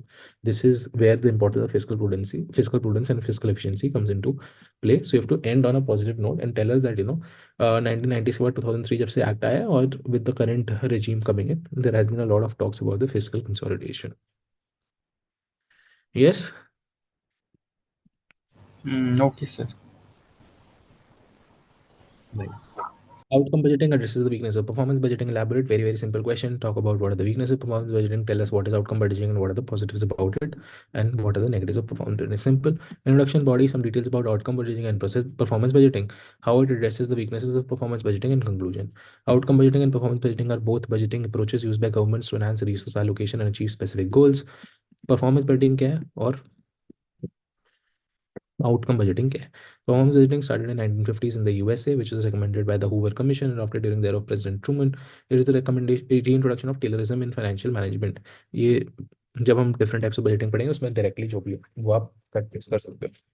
Outcome budgeting क्या है? Outcome budgeting measures the outcomes of all government programs and whether the money has been spent for the purpose it was sanctioned. And outcome budget aims to look at the performance of various ministries handling development programs. ठीक है. What were the how does it addresses the major weaknesses? We'll first talk about the weaknesses and then how it is addressing. Right? ठीक है. Major weakness of performance budgeting is that it traditionally measures the efficiency of government programs based on the inputs, which is the resources allocated, and outputs. Now you need to understand that outputs are different than outcomes. ठीक है. And this is also where 4 E's come into play. So 4 E's में सबसे पहला क्या है? Economy. Economy is related to expenditure. ठीक है. Second E is efficiency. Efficiency is related to output. What is output? कि भाई जिस पे हमने पैसे खर्चे थे वो आया या नहीं आया. तो अगर हमको स्कूल बनाना था तो स्कूल बना या नहीं बना. Third is effectiveness. Now effectiveness focuses on outcomes. समझ आया? अब जो आउटकम है वो क्या है कि स्कूल तो बन गया बट क्या इनफ लिटरेसी रेट हमने दिया, क्या इनफ लोगों में इनफ एनरोलमेंट्स हुई, रिटेंशन रेट सही है या नहीं है. So this is how the outcome budgeting addresses weaknesses of the performance budgeting. Performance budgeting only focuses on the outputs, whereas outcome budgeting talks about outcomes as well. And this is where we ensure the effectiveness. Fourth ही क्या है? Equity. Equity is nothing but quality of outcomes. तो अब वो जो outcome है वो क्या rural poor के लिए, रूरल और अर्बन के लिए सही सेम है, रिच और पुअर के लिए सेम है या नहीं है, मेन और वुमेन के लिए सेम है या नहीं है. समझ आया? 4 E's. This is a very important concept that you can directly use in a lot of value laden questions. Right? Economy is related to expenditure. Effect. Efficiency is related to output, effectiveness is related to outcomes, and equity is related to quality of outcomes. ठीक है. Second, however, it may fall short in providing a complete picture of the actual impact on citizens' life. Third, performance budgeting is more quantitative rather than qualitative. It is based on efficiency rather than effectiveness. यही मैंने अभी आपको समझाया. It is difficult to quantify the social benefits. Outcome budgeting, on the other hand, goes beyond the outputs and assesses the ultimate outcomes or the results achieved by the government interventions. It emphasizes the real-world impact of programs in the community, such as improvements in education, healthcare, economic development. Outcome budgeting is more about the effectiveness of the government programs rather than achieving only efficiency and performance. ठीक है. For example, MG Narega, Mahatma Gandhi National Rural Employment Guarantee Act, exemplifies the concept of outcome budgeting. Beyond work days and funds, it assesses the real impact, like poverty reduction हुआ नहीं हुआ, rural development हुआ नहीं हुआ, and enhancing the program effectiveness. Conclusion: today, a country does not follow only one type of budgeting, but have integrated budgeting that includes good features of various budgeting techniques, including the outcome budgeting. For instance, in India, you follow integrated budgeting techniques having zero-based budgeting, performance budgeting, outcome budgeting, gender-based, gender-centered budgeting, etc., for efficient financial management. Right? Yes. Yes. Done. Fifth, a sound budgeting system is one which engenders trust among citizens that the government is listening to their concerns. A sound budgeting system is one which engenders trust among citizens. लोगों में trust लाता है, वही एक sound budgeting system है कि government is listening to their concerns. Elaborate this in the context of budgetary governance. You basically, this is nothing but how budget is a political tool, right? You know that budget is a political tool. So how government is listening to the concerns, जो भी budget में आएगा वो people की needs के according दूंगा. So elaborate this in the context of budgetary governance कि budget के थ्रू हम ये कैसे एड्रेस करते हैं. Introduction, body, talk about thesis statement, budgetary governance, what are the challenges and way forward, it's a 15 marker, and then conclusion. There is nothing but an overall budget question. The budget is a central policy document of the government showing how annual and multi-annual objectives will be prioritized and achieved. Central policy document. Budgetary governance क्या है? Is the process of formulating the annual budget, overseeing its implementation and ensuring its alignment with public goals according to the contingencies of time. Body, budgeting and financial administration has undergone reforms one after another to overcome the weaknesses of the precursors and to accommodate the new challenges and concerns. क्योंकि 15 marker है, quick timeline of events बना दो कि कब कौन सा type of budgeting था. 40s में क्या था? 15 में परफॉर्मेंस बजटिंग आया, programme based performance, zero based budgeting, target based budgeting, ये सब. Quickly just let the examiner know that you know the theoretical part. जहाँ पे भी डायरेक्टली theoretical पार्ट नहीं पूछा जाता, we just try to sprinkle it, right? Because हमको content भी तो यूज करना है ना अपना. We have to make it more subject oriented. Now, how is it increasing the trust among the citizens and letting them believe that the government is listening to their concerns. First, the budget policy of the government aims at removal of poverty and employment, social and economic inequalities in the society. The signs of the welfare state are reflected in the budget with its heavy outlay on social services and the like. The government budgeting has focused more in social sector and various schemes and programs have been initiated for various sections of the citizens. Now talk about some examples. For example, agriculture, 77% of the ministry's estimated expenditure is towards three schemes that provide cash transfer, interest subsidy, and crop insurance. All of these are look like they are listening to the concerns of the people. The amount of institutional credit to farmers has risen, which by over 7.8% over the past 10 years. Women and child development, the ministry has allocated itna crores, a lot of crores, around 25,000 crores, which was a 6% increase over the revised estimates of the previous year. This is spent across three centrally sponsored schemes. अब तो पता ही है, mission शक्ति, ये शक्ति शक्ति, mission वात्सल्य, and then the Poshan Abhiyan and the Saksham Anganwadi. These are three central schemes of the ministry. In the context of budgetary governance, ये इसकी जगह आप बस ये talk about how a good budgetary governance would lead to all this. First, it will provide transparency. Second, it will provide participation. Third, it will provide responsiveness. Fourth, it will provide accountability. You can fifth, efficiency and effectiveness. तो ये सारे keywords किस लिए? Good governance के keywords उठाकर उनके ऊपर examples और enunciation कर दोगे. तो how a good or a sound budgetary governance will lead to all this will help you answering the question. ठीक है? Transparency कैसे है? A transparent budget process allows citizens to access relevant information about how public resources are being collected, allocated, utilized. That is why it increases the trust among the citizens. For example, the government of India publishes the union budget on its official website. This is transparent enough, right? Providing detailed information about the revenue, expenditure, etc. This allows citizens to access and analyze the government spendings. Second, participation कैसे? A sound budgeting system encourages citizens to also actively participate in the different stages, the formulation, implementation, monitoring. अब एक अच्छा example यहाँ पे देखो. In Kerala, the People's Plan campaign was launched in 1996 as a decentralized planning process, allowing citizens to participate in the preparation of development plans and the allocation of resources at the local level. Important, very important. Okay, just learn this example and put it in any answer that you see. People's Plan campaign of Kerala. Third, responsiveness. A sound budgeting system should be responsive to the needs, priorities, and concerns of the citizens. For example, the NGNREGA or the National Rural Employment Guarantee Act was enacted in response to the widespread demand for social protection and employment opportunities. So, responsive ho gaya. Accountability. A sound budgeting system should incorporate mechanisms for holding government officials and institutions accountable for their budgetary actions and decisions. For example, if the Controller and Auditor General of India, which is the CAG, is an independent constitutional authority responsible for auditing the accounts. ये सब लिख के accountability ensured through CAG reports basically, and you table them in the parliament. Fifth, efficiency and effectiveness. A sound budgeting system should ensure the efficient and effective use of public resources by prioritizing spending on programs and projects that deliver the highest social and economic benefits. For example, if the outcome budget introduced by the government of India, which aims to assess the effectiveness, अभी हमने ऊपर discuss किया था, by linking their funding to the achievements, etc. A sound budgeting system that engenders trust among citizens in the context of budgetary governance should be transparent, participatory, responsive, accountable, efficient. जो हमने ऊपर करा उसको conclude. Yes. Overall, Hmm. Yes, sir. better.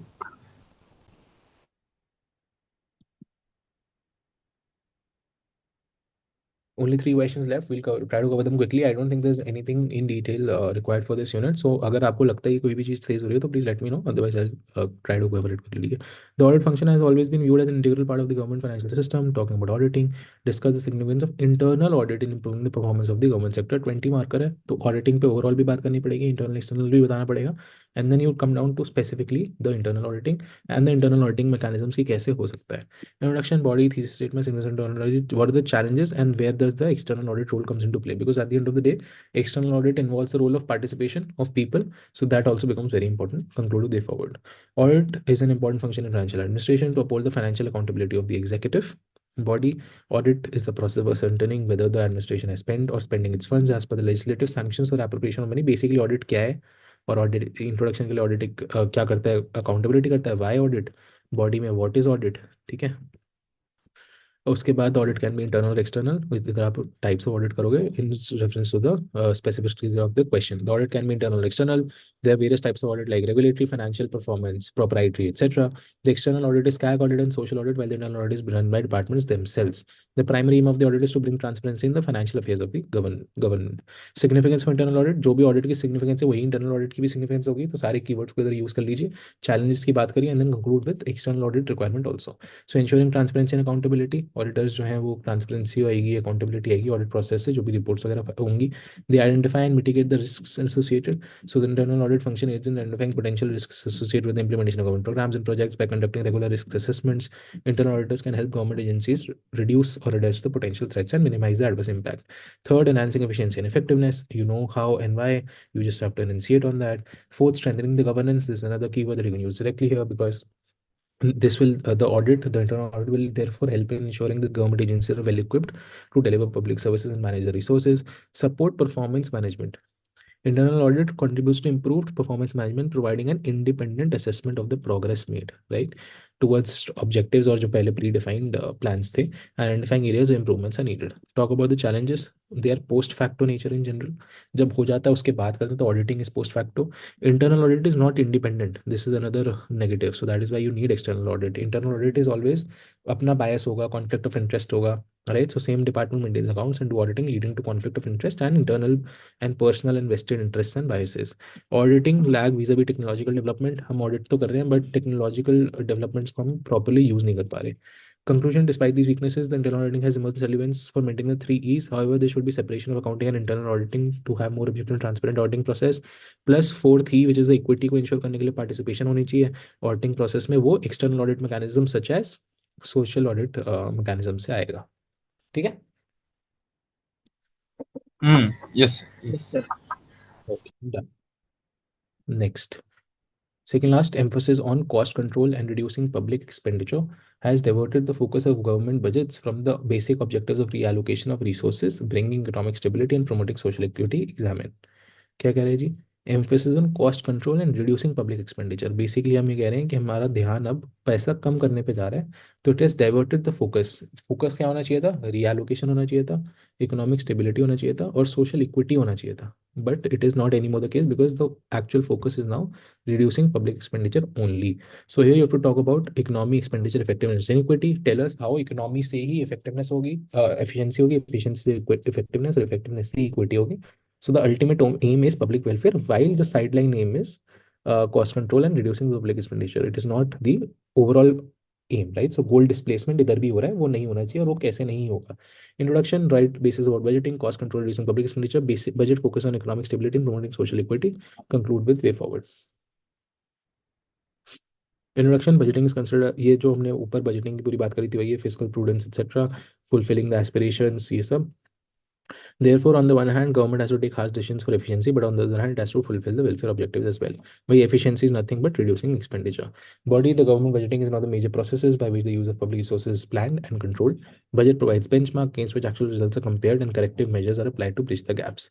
Talking about the cost control and reducing public expenditure. Budgeting for the first 4 decades was more related to promoting social justice. It was more expenditure oriented and focused how welfare of the people can be promoted. However, with the coming in of LPG, budgeting became more about cutback management practice than the government should reduce expenditure. Cutback management practice कि भाई expenditure कम करना है, allocation for various sectors including development, welfare, administrative were reduced. More scope was given to the private sector and the state, withdrew from many sectors. Is nothing but rolling back of the state. After a decade, it was realized that there is less focus on social sectors, which is creating problems. Also, the LPG reforms brought volatility in the market. Economy faced crises like situations like the global economic crisis around 2008, jobless and ruthless growth, etc. And the lack of inclusive growth. This resulted into a refocus of the budget towards inclusive development by bringing back the state, and hence the 11th five-year plan focused on inclusive growth. The FRBM Act 2003 was brought for bringing greater fiscal consolidation rather than merely allocation. So we have talked about how the rolling back of the state was there. However, re-emergence of the state came into play. Okay. Focuses on economic stability and promoting social equality. The government budgeting has focused more in social sector, and various schemes and programs have been initiative, MG Narega, NFCF. I think we have misunderstood the question here. So although we are trying to explain how the budget also focuses on economic stability and promoting social equity, but the main question was ki how we have moved away from reallocation, how we have moved away from bringing economic stability, and how we have moved away from promoting social equity. इन तीनों को ही negative में था because of cost control, reducing public expenditure. But ये जितना भी हमने समझाया ये सारा वही है ना? It will be the same for all the three. So we can also now try to critically analyze in terms of how it is still bringing economic stability and promoting social equity. The government is focused more in social sector, and various schemes and programs have been initiated. We have MG Narega, NFSA, FRA, enacted to bring legal rights-based approach from promoting social equity. Illustration for allocation of social sector, ये हमने जैसे ऊपर करा था वही आप sector wise allocation में अगर उस साल के बजट से याद है तो कुछ कुछ बता दीजिए। Agriculture, education, health and family welfare, women and child development, mission Shakti, Vatsalya, Saksham Anganwadi Poshan, you have already discussed all of this above, so you can just give down some examples here, ठीक है, if you wish to. Conclusion, therefore, this why are we doing this? To promote social equity, ठीक है, okay. Therefore, in today's context, we have more balanced budget. The budget on the one side is fiscal consolidation as it takes all those harsh decisions based on NPM practice, but we have NPS practice that it focuses on social equity as well, which can promote greater economic stability in society. When there is bridging of difference between haves and have-nots, it promotes stability in society rather than threatening that is instability, ठीक है। Basically I think ये ना थोड़ा demand से miss away हो गया, इसको आप काट के you just give it down as illustrations. The main demand is only how you have to focus on cost control and public expenditure पे लेस फोकस करके overall objective which is promoting social equity, promoting economic stability and promoting reallocation of resources. समझ आया? Yes, yes, sir. Sir ये वाला portion जो है जो examine हुआ है, तो उसको इकोनॉमिक और अपना सोशल इक्विटी का उसको सर क्या मेंशन नहीं करें? जो इसके ऊपर वाला पोर्शन आपने जो मना किया, जो ये फोकस ऑन इकोनॉमिक स्टेबिलिटी जो है।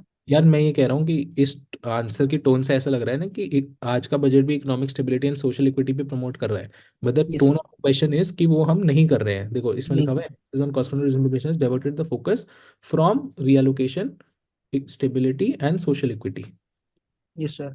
वो दिखाना है, नहीं हो रहा है। Yes sir. तो ये एक्चुअली इंग्लिश में भी अब आप समझोगे तो दोनों पर्सपेक्टिव है, मेरा अलग आ रहा है, इसका अलग आ रहा है, क्योंकि इसने बोला from the basic objective of reallocation of resources comma bringing economic stability, तो ये ऐसा लग रहा है कि इसकी वजह से हम ये स्टेबिलिटी और सोशल इक्विटी पे फोकस कर रहे हैं, but I don't think because there is a comma, तो कॉमा का मतलब ये होगा कि ये तीन प्रॉब्लम्स है ना। बट वो ठीक है यस। यार, वो it does not matter so much, it also dependent on the perspective of the individual, so it's okay, just give me a second, okay.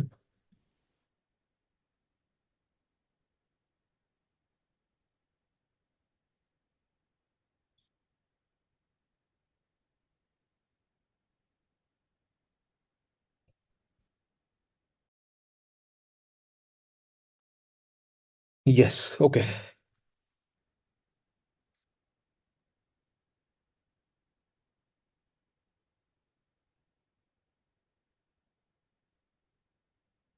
Zero-based budgeting, it's the last question, but it's also very similar one to the previous one. Zero-based budgeting was intended to go away from incrementalism, but ended up being the most incremental of any budgetary approach. This is nothing but you have to talk about positives, how it was going away from incrementalism. Tell us the negatives as to how it became being the most incremental. ये ऐसे मतलब एक sort of word है, but आपको positives negatives की ही बात करनी है बेसिकली, ठीक है। फिर हम नेगेटिव की बात करके नेक्स्ट क्या आया और उसके पॉजिटिव्स क्या हैं वो उससे करके इंक्लूड कर सकते हैं। Introduction, body about zero based budgeting away from incrementalism, thesis statement, conclusion, way forward. This ZBP brought radicalism in budgeting techniques as opposed to incrementalism, which brought efficiency in financial administration. Incremental budgeting क्या है? It is a method where the previous year's budget is used as a base and then adjusted for inflation and the other factors to arrive at a new budget for the current year. This approach has been criticized for perpetuating inefficiencies, not encouraging innovation, lack of focus. ये सब आपको बताइए। Incremental budgeting basically explain कर दो क्या है? Talk about how zero-based budgeting has countered the incremental budgeting, which we've already done previously as well, right? Zero-based budgeting, on the other hand, requires that each building cycle starts from scratch, with every department program justifying its entire budget in request in detail. This process is meant to ensure that resources are allocated based on the most current priorities, needs, and performance of each department or program, rather than simply increasing the previous budget. Nothing but enunciation of what zero-based budgeting is. Now you talk about how it being मतलब ये और ना थोड़े positives भी यहाँ पे बात करनी थी जीरो बेस्ड बजटिंग की, थोड़े बहुत पॉजिटिव जो ऊपर फीचर्स की बात करी थी वही same. Now talk about how the negatives of it. So how it has ended up being the most incremental of any budgetary approach. What are the negatives? You have bureaucratic resistance. ऊपर भी negatives की बात करी थी ना. So bureaucratic resistance. Many bureaucrats resist the change as it demands increased scrutiny of their programs and potentially threatens their existing funding levels. This resistance can lead to a situation where ZBP is implemented only superficially and incrementalism continues to persist because of the status quoism maintained by the bureaucracy. Second, time and resource intensive process है, ये एक negative है। तो zero based budgeting can be time consuming resource intensive process as it requires detail review and justification. Given the limited time and resources available to government agencies, they may end up focusing only on certain high priority areas, leaving the rest of the budget untouched and essentially following an incremental approach. कुछ नहीं करना, negative wise same है, बस last में एक line उस negative को how it is leading to incrementalism पे ही कन्वर्ट कर देना है। Third, political considerations. Politicians and policymakers may be hesitant to make significant changes. which will lead to the, again, nothing but incrementalism over the previous budgets. ठीक है. Lack of performance data, one of the key requirements for effective zero based budgeting is the availability of accurate and reliable performance data, ताकि हम ये analyse कर पाएँ कि वो सही जगह यूज़ करेंगे या नहीं करेंगे. बट अगर वो डेटा ही नहीं होगी तो nothing but incremental budgeting. An example of the failure of zero based budgeting can be seen its implementation in the US during the Carter administration. While the policy was designed to eliminate wasteful spending and prioritize the government programs, it ended up being a time consuming and complex process that did not lead to significant budgetary savings or improved efficiency. In fact, the budget deficit increased during this time and the policy was eventually abandoned. ठीक है, ये इन tone of the question हो गया. And this was the guy only who during his administration rain this was introduced. तो उसका example देकर budget deficit increase हो गया तो नेगेटिव दिखा दिया. कंक्लूजन में way forward nonetheless the principles ZBB such focusing on performance and prioritising resources based on current needs and priorities remain relevant and can be incorporated into budgeting processes even if your full-fledged approach is not feasible. Talk about how it is also focused on outcomes, etc. India also adopted it in 1986 and now being practiced by a number of departments along with various other budgeting techniques like performance outcome, gender sensitivity training, sunset clausing, etc. etc. ठीक है. और थोड़ा बहुत इसके बाद जो आए हैं उनके पॉजिटिव्स की भी बात कर सकते हो if you want to, but it's a 15 marker not a 20 marker, so I don't think there is a need to. Yes. हाँ जी, समझ में आया. It's a very easy unit यार. There is nothing specific, just know the types of budgeting and then overall economics. That's it. The main part is how you try to include examples in such answers, which will then act as your validations. That is it. Yes, sir. Yes, sir. Yes. Okay. If you have any doubts, मेरे को बता दो. Otherwise, we'll continue with the other unit on the next class. अब तो बहुत time हो गया यार, है ना. हाँ सर. ठीक है. कोई डाउट है? यस. नहीं नहीं सर. No, sir. Doubt नहीं है. ठीक है जी, थैंक यू. अगली क्लास में एक वो यूनिट के ऊपर क्योंकि कर लेंगे 9, वो पढ़ लेना. I have given you the questions already and then will try to cover the other units. I will see what all we can do. ठीक है. Sir. Okay. Okay. Thank you, sir. Thank you. Bye bye.